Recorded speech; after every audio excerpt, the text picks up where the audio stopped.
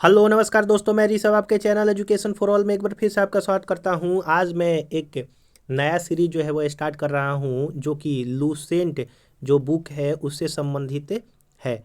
Lucent में जो आप लोग देखते हैं कि जैसे थ्योरी सेक्शन जो है वो दिया रहता है और बगल में जो है वो कुछ बॉक्स में बना करके जो है वो इम्पोर्टेंट पॉइंट लिखा हुआ करता है। तो जो इम्पोर्टेंट पॉइंट लिखा हुआ रहता है उसी को जो है मैं आपको बतलाने वाला हूँ, जो कि उस जो इम्पोर्टेंट पॉइंट है उससे संबंधित बहुत सारे क्वेश्चन जो है वो अलग अलग एग्ज़ाम में पूछे जाते हैं। आप जो है किसी भी एग्ज़ाम की तैयारी कर रहे हैं उसके लिए आप ये ले सकते हैं। और ये वीडियो जो है मैं ज़्यादा बड़ा जो है नहीं बनाऊंगा, 5 से 6 मिनट में जो है वो हर रोज़ एक या फिर दो पेज जो है मैं करवाऊंगा। और ये मैं जो है वो साइंस में बायोलॉजी से यह जो है स्टार्ट किया हूँ। आज जो है वो पहला लेक्चर रहेगा।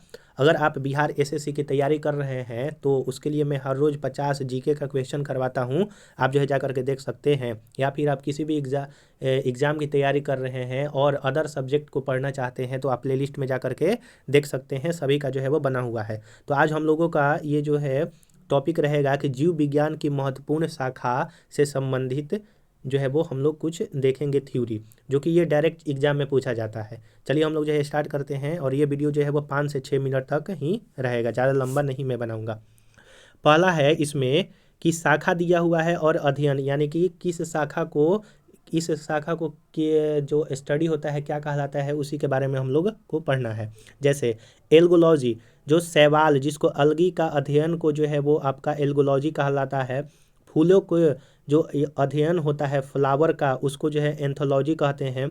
घासों के अध्ययन को जो है वो एग्रोस्टोलॉजी कहा जाता है। पौधों की आंतरिक जो संरचना होता है, यानी कि जो अगर ये पौधा हुआ इसका इंटरनल का जो इंटरनल स्ट्रक्चर के बारे में जो अध्ययन होता है उसको एनाटॉमी कहते हैं। फसली पादपों का अध्ययन जो है वो एग्रोनॉमी कहा जाता है। अगला है इसमें एंथ्रोपोलॉजी, मानव के विकास, रीति रिवाज और इतिहास के परंपराओं से संबंधित अध्ययन को एंथ्रोपोलॉजी कहते हैं। अर्बो अर्बोरिकल्चर, यानी कि सजावटी वृक्ष उत्पादन संबंधित विज्ञान को अर्बोरिकल्चर कहते हैं।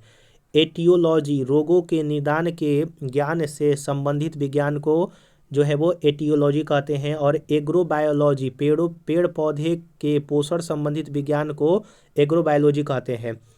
एंजियोलॉजी, परिसंचरण तंत्र का अध्ययन से संबंधित विज्ञान को जो है वो एंजियोलॉजी कहते हैं। और एयरोबायोलॉजी जो है वो उड़ने वाले जंतुओं का अध्ययन को एयरोबायोलॉजी कहते हैं। एयर से आप याद रखिए कि वह जंतु जो कि हवा में उड़ता है उसके अध्ययन को एयरोबायोलॉजी कहते हैं। एरेकोनोलॉजी, मकड़ों का अध्ययन कहलाता है। बायोफिजिक्स, जीवों के शरीर में होने वाली सभी भौतिक क्रियाओं के अध्ययन को जो है बायोफिजिक्स कहते हैं। अगला है आपका बायोनिक्स, पशुओं के तंत्रिका जो संस्थान का गहराई के अध्ययन को जो है वो कहते हैं बायोनिक्स। बायोलॉजी, वनस्पति एवं जीव जंतुओं का अध्ययन बायोलॉजी। बॉटनी, वनस्पतियों का सूक्ष्म अध्ययन बॉटनी कहलाता है। वहीं बैक्टीरियोलॉजी, जो बैक्टीरिया का अध्ययन करता है, जीवाणुओं के अध्ययन को बैक्टीरियोलॉजी। साइटोलॉजी, कोशिका तथा उसके विभिन्न अवयवों के अध्ययन को साइटोलॉजी कहते हैं। और कीमोथेरेपी, रासायनिक यौगिक द्वारा रोगों का उपचार जो है वो कीमोथेरेपी कहलाता है। अगला है इसमें आपका साइटोजेनिक्स, कोशिका एवं अनुवांशिकी के अध्ययन कहते हैं। कॉन्कोलॉजी, घोंघा का अध्ययन कहा जाता है। और कॉन्ड्रोलॉजी जो है वो उपस्थि यानी कि कार्टिलेज का अध्ययन को कहते हैं। कॉन्ड्रियोलॉजी, हृदय की रचना तथा कार्य विधि का अध्ययन कहते हैं। और आपका अगला है आपका क्रेनियोलॉजी, करोटी करोटी का अध्ययन जो है वो आपका कहलाता है कैरियोनोलॉजी। अगला है आपका क्रायोनेजिक्स, जंतुओं के शरीर पर सर्दी के प्रभाव का अध्ययन को जो है वो क्रायोजेनिक्स कहते हैं।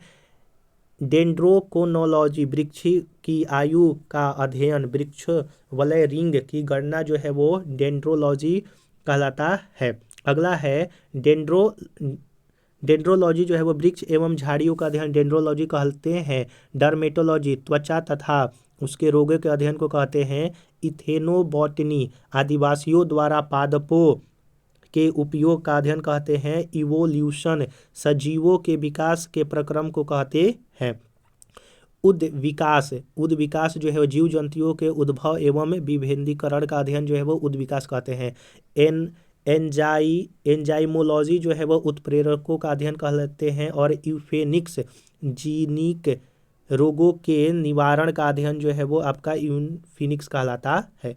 अगला है आपका एंथोलॉजी। मनुष्य की जातियों का अध्ययन एंथोलॉजी कहलाता है। और इंडोक्राइनोलॉजी जो है वो आपका नलिका विहीनी ग्रंथियों का अध्ययन कहलाते हैं।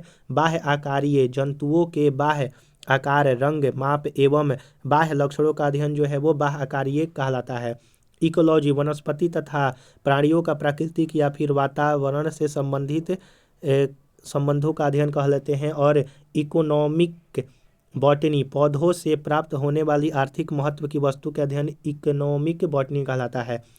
इंटोमोलॉजी कीट पतंगों का सूक्ष्म अध्ययन इंटोमोलॉजी होता है। एक्स बायोलॉजी पृथ्वी को छोड़कर अन्य ग्रह पर जीवन की संभावना का अध्ययन जो है वो एक्स बायोलॉजी कहलाते हैं। यूजेनिक्स अनुवांशिक के नियमों के आधार पर मानव जाति के सुधार का अध्ययन यूजेनिक्स कहलाता है।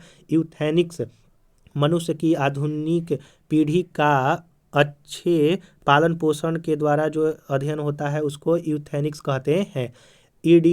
इपिडेमियोलॉजी महामारी रोगों के नियंत्रण का अध्ययन जो है कहलाता है।